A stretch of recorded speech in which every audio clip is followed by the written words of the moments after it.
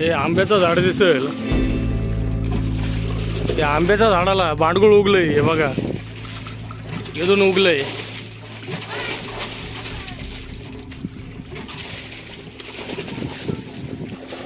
हे बघितलं, याच्या शेजारी एक रामफळाचं झाड आहे, त्याला भांडगुळ दाखवतो.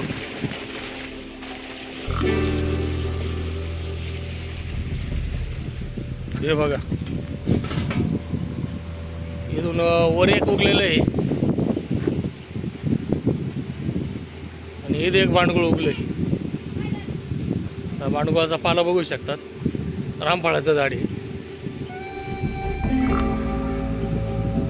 हे बघितलं, अजून एक झाडाला आहे. बा इथं हे पण आंब्याचं झाड आहे. वर हे भांडगुळ दिसेल, याला फुलं देखील आली.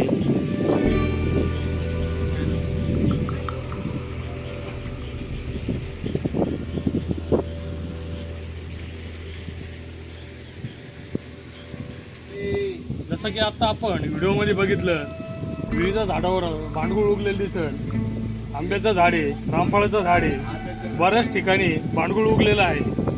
हे भांडगुळ कसं उगतं, ज्यावेळी पक्षी इतर भांडगुळाच्या झाडावर गेल्यानंतर त्वचेनं त्याच्यावर ते फळं खातात. भांडगुळाची बी एकदम अशी थोडी लुसलुशी आणि चिपकदार असते, ती त्यांच्या त्वचेला लटकते आणि ह्या अशा आंब्याच्या रामफळाच्या झाडावर जातात ते. जसं की या झाडावर टोच अशी आदळल्यानंतर त्यातलं जे बी आहे इथं चिपकल्यानंतर दुसरी भांडगुळ म्हणून ही वनस्पती उगवते. यानं मुख्यतः काय होतं, त्याचे आंब्याचं झाड आहे, रामफळाचं झाड आहे समजा, याला भांडगुळ उगलं त्याच्यानंतर त्याची फळधारणा ही थोडी कमी होते. कालांतराने हे झाड वाळू लागतं आणि नाहीसं होतं.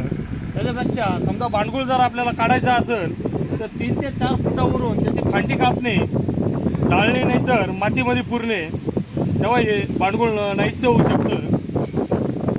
भांडगुळ ही वनस्पती मुख्यतः इतर झाडावर अवलंबून असते.